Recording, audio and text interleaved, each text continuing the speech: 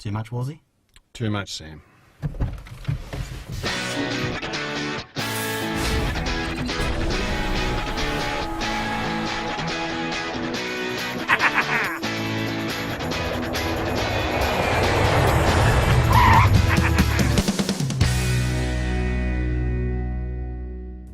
And the first thing I'd like you to tell everyone, Wolsey, is when was the last time you drove a manual? I haven't driven a manual since I was in my early 20s, and you know, I bought a Datsun 180B. Yep. I got a blue one, and Bruce Stool got a yellow one, and that was in the early. It was in the early 70s.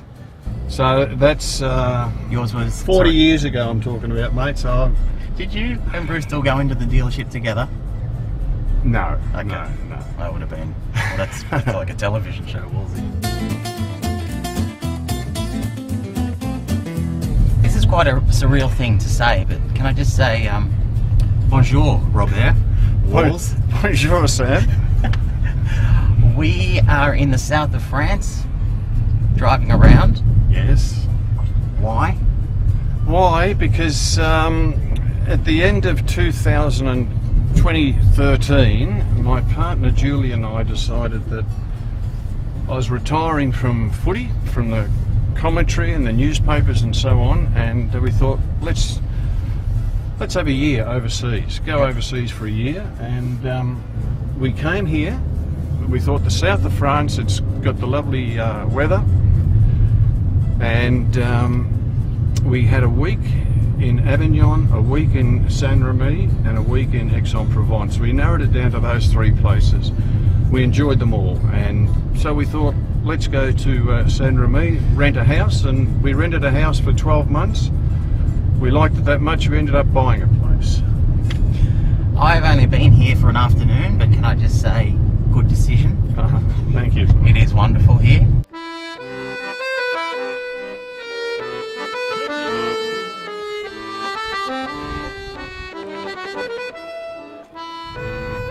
I hope you don't mind, I've gone straight to Wolsey, is that alright? That's fine. Familiar. Yeah, that's fine.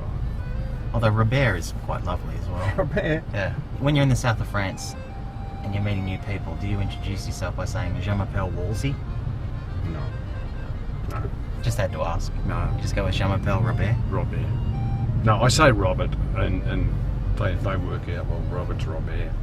I don't want to put on any side, Sam. I'm not like that.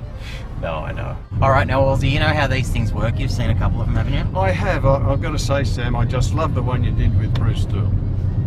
Thank you. Congratulations. Yeah, thank you. How you got Brucey to do it, I'll never know, but I'm sure everybody who saw it would have enjoyed it, because Bruce and I go back. We were 15 when we both went down to Carlton. Yep.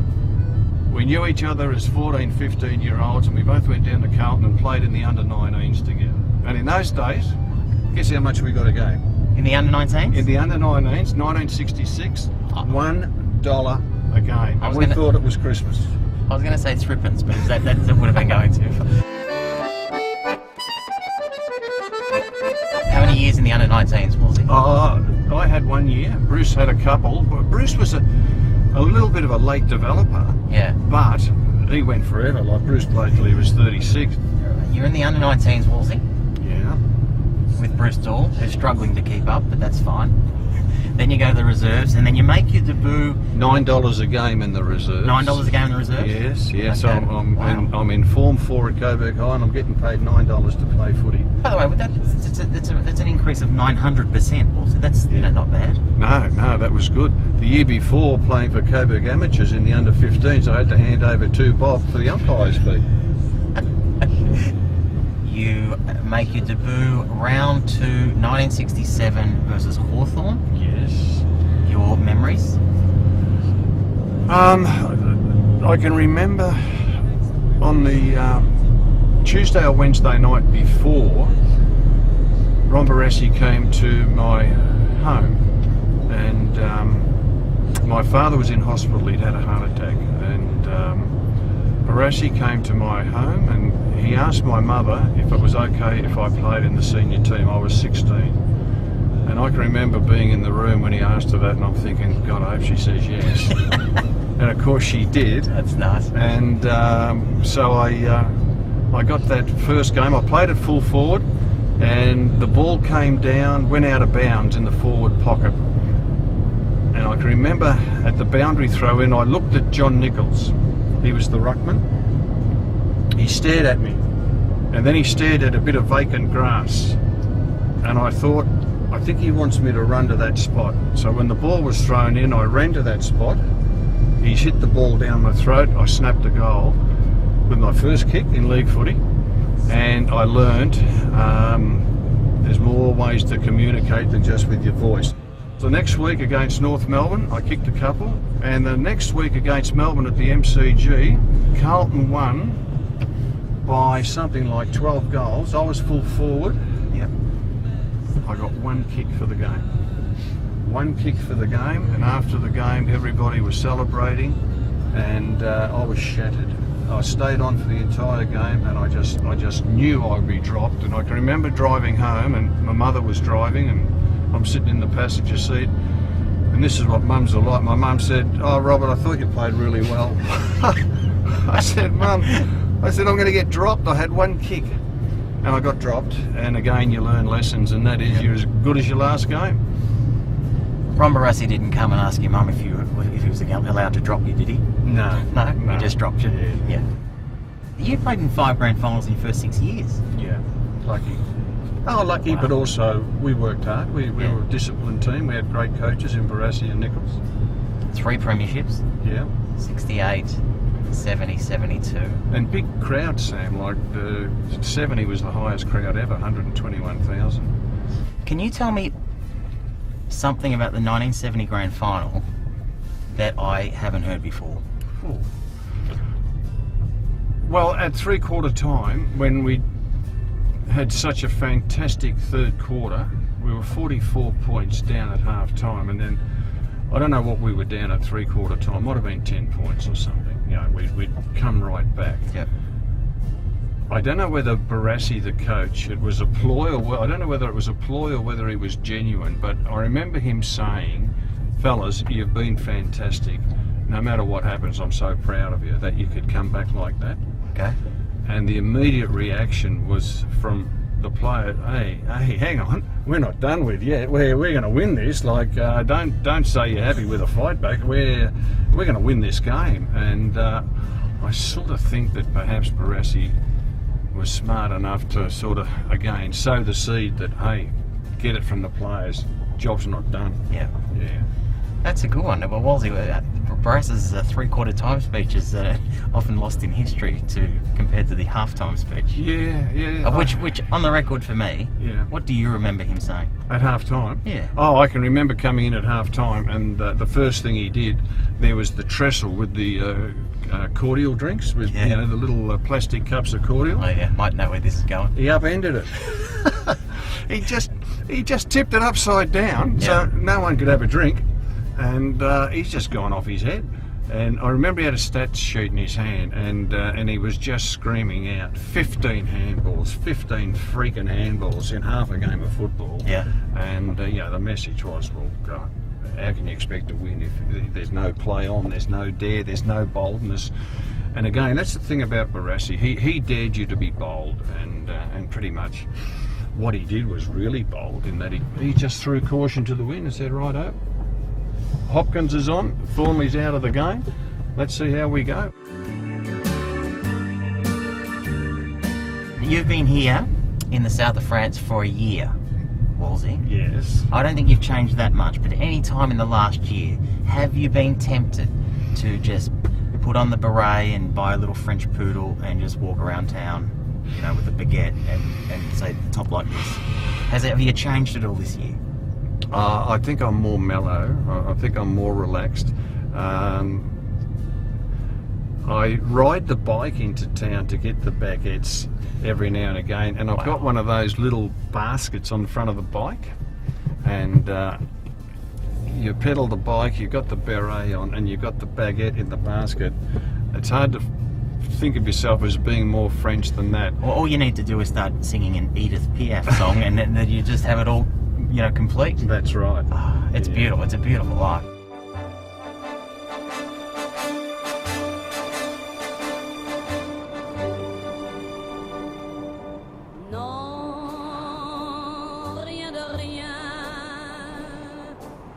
ask you this about the 1972 Grand Final, Wolsey. You win that, you kick 6, Yes. best on ground, unofficially, officially. Why did you celebrate by having a bath with Bruce Dool? Yes. Look, It's a famous photo. I have got very little football memorabilia. No jumpers, no boots. The premiership medallions, yes. Photos, very few, but that's one photo that I've got, and that is Bruce and myself holding the premiership cup in the bath after the game. And I guess it's because we go back such a long way. A very special moment for us. Yeah. It's beautiful, mate. Can I ask you this? This might be a bit sensitive, but I don't even know the story, Wolsey. But in 77, 78, you were the captain of Carlton. In 79, you're not there. No. So what happened? I fell out with the coach, who was Ian Stewart. Okay. And Ian came to Carlton in 78, and I was captain, and we got smashed in the opening game against Richmond, beaten by 10 goals. And I can remember we were supposed to have a social function that night, and he called that off. He was really angry. And on the Monday night at training, as I stepped onto the ground, he called me over, and there was just the two of us, and he said to me, "You didn't try." And basically I told him where he could go. I said, "I've been at Carlton for 12 or 13 years, you've been there 5 minutes, don't you dare tell me that I didn't try." And basically from then, that was the end of our relationship. I was on match committee as captain, and he said, "Don't bother coming to match committee," and obviously he'd white me as far as a player goes. I played another 4 or 5 games, but it was no point in going on. And I can remember going into training after about a month, and Jack Rout was the chairman of selectors, and Jack was a lovely guy. I'd known Jack since I went there as a kid. And I said to Jack, "I've got to go." I said, "The coach doesn't want me." And Jack had tears running down his face, and he knew that they had to support the new coach. Yep. I knew they had to support the new coach, and I walked out into the car park, got in the car, and drove away. And that was how I left Carlton. Having said that, Ian Stewart is a friend of mine today. Wow. But at that period, I think he was going through a tough time, and I was probably not as patient as I could have been, and I left. So it was as simple as that.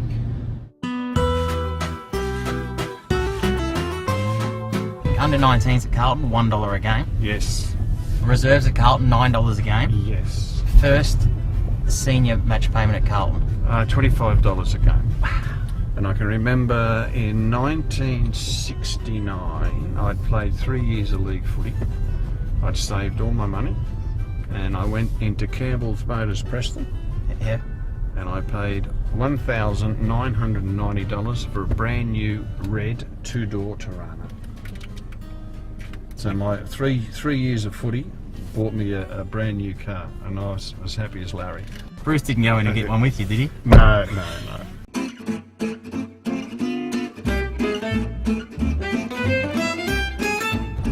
As a coach, you find yourself back at Carlton in 1986. Yeah. My first question is this, Wolsey, when you took the job to coach Carlton in 1986, did you know that Kernahan, Bradley, Motley, Dorotich were coming? Yes.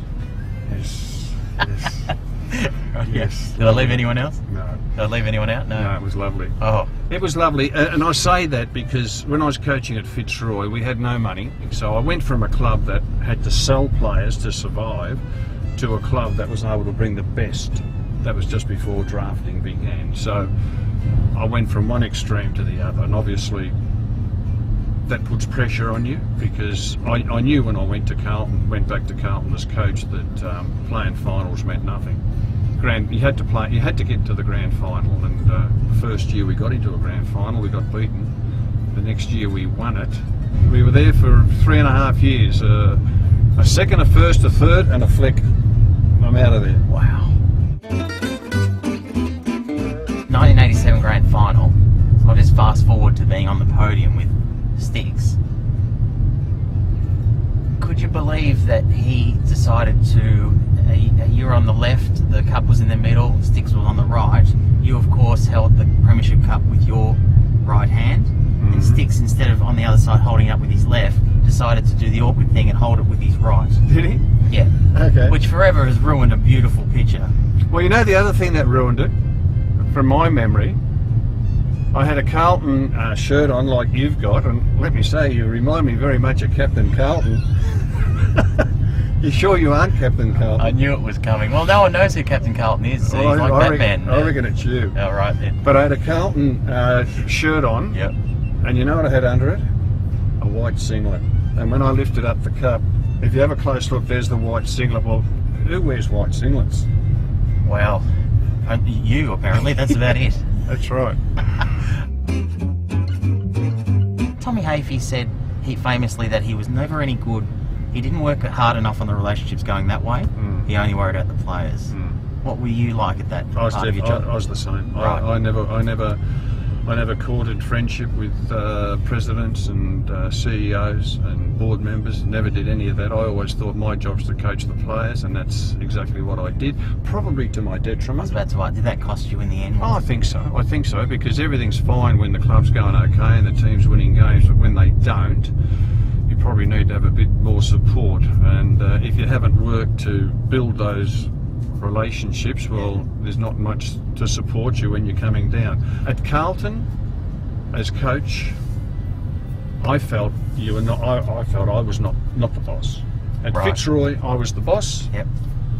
At Carlton, I was not the boss, and that's to be understood to a certain extent, because you had people like Collins and Lofts and Elliott who'd been there for a long time and they had senior positions, so they had a fair amount of power. And so you as coach came in, and you sort of had to, work with these other people. Sometimes it worked well, sometimes it didn't. I can remember Ian Collins saying to me, "You make all your own decisions, but just make sure that 3 out of 4 are right." Okay. And that stuck with me. Yeah. Yeah. 3 out of 4. 3 out of 4 have got to be right. I wouldn't change a thing though, because I did it. I guess I did it my way. So when it worked, it worked. When it didn't, it didn't.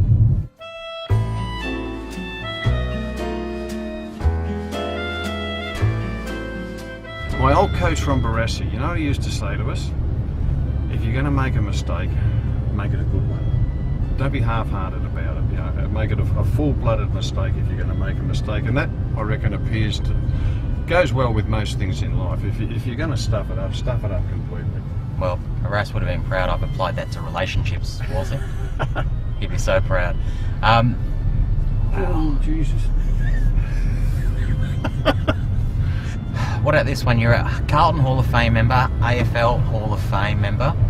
You were picked in Carlton's Team of the Century, where I think you in the forward line. You're just ahead of Digby Morrell. And who would be your favourite Carlton person in all your time there? Player, teammate? Oh, the player that official. the player I respected the most was Bruce, of course. He was just 100% full on. He knew what you were going to get. He was humble. He was polite. He was honest. One of the biggest honours of my life that I was able to coach Bruce. And I can remember I was 35, 36. He was about the same age. And I used to train the boys pretty hard. And I'd often say to Bruce on a Tuesday night, halfway through a tough session, "Bruce, knock off, go inside, you've done enough." And he would just shake his head and go away. And that's the sort of guy he was. He wasn't going to take any shortcuts. He didn't want any concessions. Yeah. Well, yeah. And that's why we all love him so much. Well, you last coached in 98? 97? 97 at Richmond, yeah. How would you have gone in the modern day, Woolsey, with social media and video messages to supporters and websites and Twitter? I would have struggled, but maybe I might have realised that you had to do that. It was a changing world, but it certainly wasn't my nature. My wife said to me when I coached for 16 years, she said, "You're a bloody grump for 16 years." And I think she was right. I never took a holiday. I always felt I had to be at the club. I had to be there. And if I had my time over again, I think I would have been more relaxed and giving, and I think it would have helped me, because as I said, I didn't work to build relationships with board members. I certainly didn't work to build relationships with people in the media. Yeah. And What about players? look, I'd like to think there'd be a lot of players who would say that I was there for them. And there'd be some who'd say, well, you know, he wasn't, because you can't please them all. And that's the thing about coaching, is that if you've got a squad of 40 and you've got 22 in the team, you're going to have 4 or 5 at any given time who are dirty on you because they think they should be in the side. But I hope I was honest with players. I hope that there wouldn't be a player who could say he never knew where he stood with me.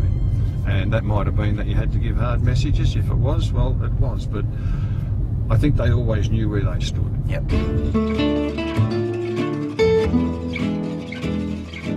Now, can I interrupt for a second? Just over here, Yep. these are the old boys playing petanque. A petanque. That's petanque. Is it French for a form of bocce? Yes, yeah. And you'll see that everywhere. Wherever there's a little bit of hard ground, around about 3 o'clock in the afternoon, they'll come together. You never see women play it. It's always older guys, and they'll be there from 3 o'clock to about 6 o'clock, and then off they'll go home. In the time you've been here, Wolsey, have you played petanque? I haven't played with the locals like that. I've played in the back garden of a friend. Yep. How'd you go? Not too bad. I've got a petanque set at home, but I've hung around Yeah. a few of these garden areas hoping I'd be called in for a game. So I've made it pretty obvious, look, I'm available, but I've never been selected. Wow. So I think, you know, that's a pretty close shop. I don't think they like too many outsiders. They may not be aware that there is a former professional footballer just standing on the sides waiting to get picked for a game of petanque. No, that's right. I want to show you this, Wolsey. This is my calendar it's for 1988, but it's actually more a tribute to what had happened in 1987, Yes. obviously, there's Robert Walls on the front, looking very regal. There's not many baguettes in the belly there, is there? No, you look very lean. I'm going to flip through and just do some word association, Okay. if that's all right. January was Stephen Kernahan. Gentleman, honest, passionate about Carlton. I love it. Harry Madden. Never listened to a word I ever said. Totally ignored me. And yet you continued to play him. Because he was good. It's a familiar face. You played with his father, Stephen Silvani. Stephen and I had a rocky start. I was pretty tough on him. He was only 17, 18, and left him out of the 86 grand final, which broke his heart. But yeah, we got over that. He played very well in 87, fullback of the century. He's done it all. John Dorotich, Wolsey. Number one whipping boy. I used to give it to Dora, Yeah. because I knew he could take it. Okay. And if I gave it to Dora, it just woke everybody else up and let them know that they were on notice. Here's a iconic seminal figure, Tom Alvin. He held the ball the wrong way, always. Like to hold the ball for a drop punt kick, you know, you have the lace facing away from you. He Yeah. always had the lace facing him, and I would have told him 100 times, Tommy, you don't hold the ball like that, and 100 times he would have ignored me. What about Craig Bradley? Super professional, super fit, dedicated as they come, class act on the field and off the field. If Braddles is watching too, that hair was a long time ago too, my friend. The Norm Smith medalist in 1987 grand final was David Rhys-Jones, Wolsey. Yes. How was that? That's a relationship with Rhys. Wasn't easy to coach. And I just found with Rhys that the bigger the occasion, the more chance you had of him playing well. Really popular within the group, and just made the spirit of the team really strong. And that 87 team trained their guts out, and they were as tough as nails. This man was my favourite growing up. Jono. The Dominator. Big occasion player, Yeah. and confident, aggressive, would do whatever was required to win, and I like that about him. And Did you love coaching him? I did. Ken Hunter is Mr. December in this calendar, Wolsey? Ken Hunter. Kenny Hunter. I'm proud to say that I coach Ken Hunter because every Carlton supporter admires him. Kenny Hunter, legend at Carlton. So when I ask you about the 1987 Premiership team, and we've seen some of the players and the names, what do you think when you think about that team? They were on a mission, there's no doubt about that. They worked really hard, I trained them hard. They were super prepared for whatever came their way, and there was a resolve. And the resolve in the end was a sad resolve, but it was a strong resolve. And there was Peter Motley, who was injured in a car accident, never played again. Broke our heart what happened to him. But the boys were playing for Mott's. Desi English had battled cancer in that year, and he was a premiership player, but he lost his position in the side through illness, and a lot of feeling for Des. And Bernie Evans was suspended for 1 week, which was the grand final. And Bernie would have been in the premiership team because he certainly would have been in the side, and that 1 week suspension cost him. And I just knew that I knew the boys would win the premiership when I drove to the MCG, and very rarely did I feel that way. But I just knew that we were not going to lose. I knew we weren't going to lose. As much as we were going to win, we weren't going to lose. There was a strong resolve there. So the fact that they won it, and they won it well, and as a lot of years have gone by, it makes you even prouder of them. Wolsey, I'll just finish by saying, and words may not do it justice, but it has been one of the great privileges of my life to meet you and to chat to you and to be driven around the south of France by you. And really, there's nothing more I could say other than Robert Walls, merci. Thank you, Sam. It's been my absolute pleasure. It's been a lot of fun, and I'm glad you've been able to come and see this part of the world. It's a special place, and it's just lovely to be able to share it with friends.